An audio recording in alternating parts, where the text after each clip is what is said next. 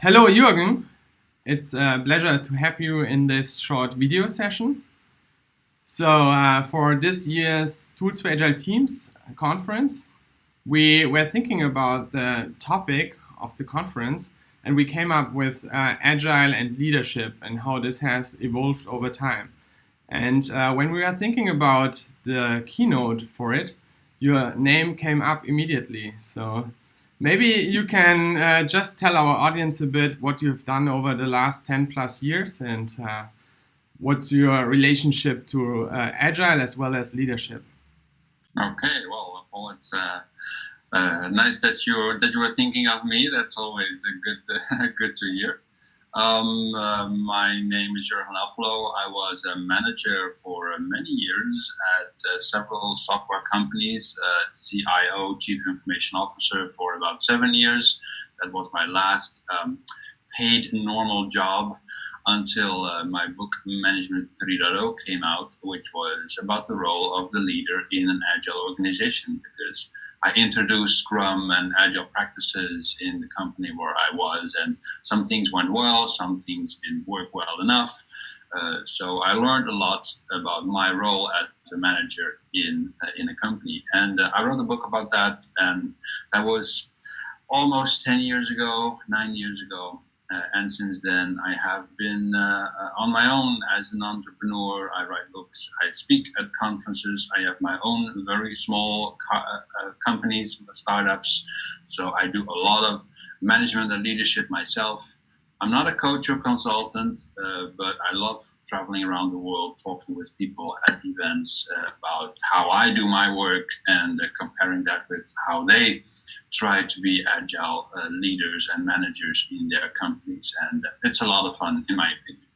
Okay. So thinking back in time, what was your biggest challenge before you wrote Management 3.0? So what was the challenge that you were facing and that in the end brought you to writing a book about it? Gosh, I had so many challenges. The first thing that comes to mind is I had a startup before I had this full-time job, and that one failed miserably, and that was a big challenge. And I learned from that I had to reduce my feedback cycle to make them smaller. Same thing I experienced when I was trying to write a book early 2000s. I failed producing a book, and I realized that I had to shrink my feedback cycles, and I started writing a blog post about my job as a leader. So that was short feedback cycles with an audience that people could reply to my blog post, and thanks to my blog I learned that people were most interested in the leader and manager role. When I was writing about that, what I did as a manager, that tended to get a lot of replies and feedback.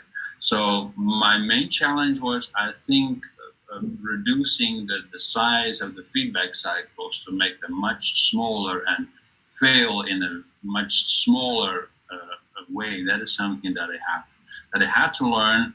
I'm still learning it. I still make mistakes nowadays of making things too big and having to make them smaller. But now at least I understand what the problem is. That was, I think, one of my biggest challenges in the past.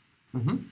And we got some questions before the interview. So the main point that stuck out was that people were asking for a tip what they could do if they are in a very structured environment and with a lot of hierarchy and things like that. And over the years, you have covered so many tools, like little things they can do, little tricks that can do in order to change the work environment on their own. But could you highlight like one or two of those, what you could give someone and they can use it in their classical environment? Well, I believe that most people underestimate the amount of power that they have, the change that they can make. You don't need to ask anyone's permission to cook dinner with your colleagues back home, to invite them for dinner and just have fun and talk a bit about work and about life. You don't need permission from human resource department for that. There are many other things that you can do after work hours or in coffee breaks or during lunch or whatever that you can do with your colleagues, just to start changing the atmosphere, start changing the culture, to get together with like-minded people and say, wouldn't it be nice if we organized a meetup on Friday night? That's something that happened in the company where I was working. People said, hey, it would be nice to get together with like-minded people from other companies. Why don't we organize a meetup on Thursday night after office hours? We just ask the manager if we can borrow the meeting room for a couple of hours. And the manager said, yeah, sure, why not? Because it was good promotion for the company that we were working on Agile. And maybe we would find some new software developers that way. So sure, he said, go ahead. You don't need anyone's permission to just take action, do something with your colleagues. And I feel that too many times people say, oh, we are too bureaucratic, there's nothing you can do around here. And I think, no, that's not true. You have plenty of opportunities. So start cooking with your colleagues, and then things will change. That's a great one. Okay. So, and basically it's about the leader making the first step in the end, right? Yeah, exactly. Okay. I'm not the first one to come up with this. Gandhi said, be the change you want to see in the world. And others have said similar things, and it is very true.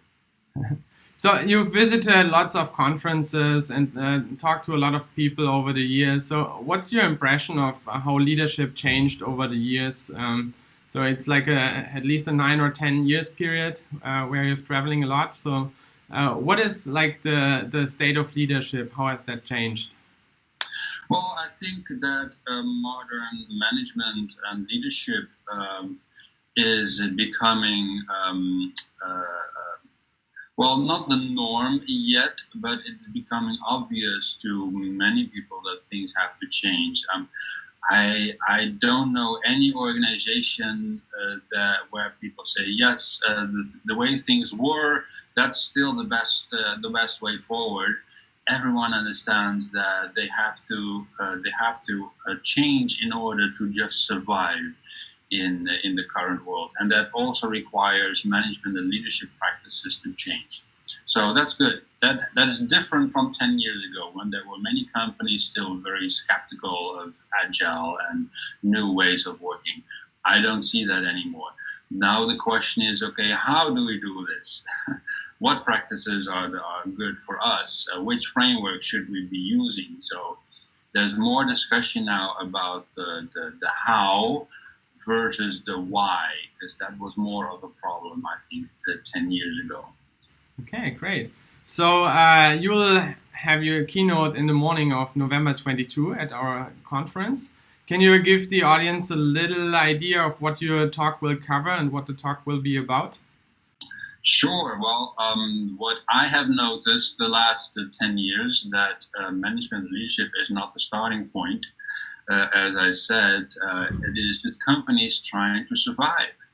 That is the most important thing. Just stay alive as a business, and not just responding to change, as the Agile Manifesto says, but also causing the change, being the one who introduces something new in the marketplace, a new product or a new service that others, the competitors, will have to respond to.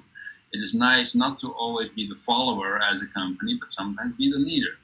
And that is innovation that we're talking about. Innovative products and services. I have become very interested in that topic because I think the goal is not to be agile. The goal is to survive as a company, and that requires companies to be more innovative, and innovation requires us to be agile and lean. There is no way to innovate without agile teams. I am 100% sure of that. So that changes the conversation for me a bit. So I've started taking more interest in innovation. I hope to be talking about that more at your event in November, and I look forward to that. And we do as well. So thanks a lot for the short introduction of your keynote, and we are looking forward to having you in Wiesbaden. So thanks, Jurgen. Thank you. And have a nice day. See you soon. In November.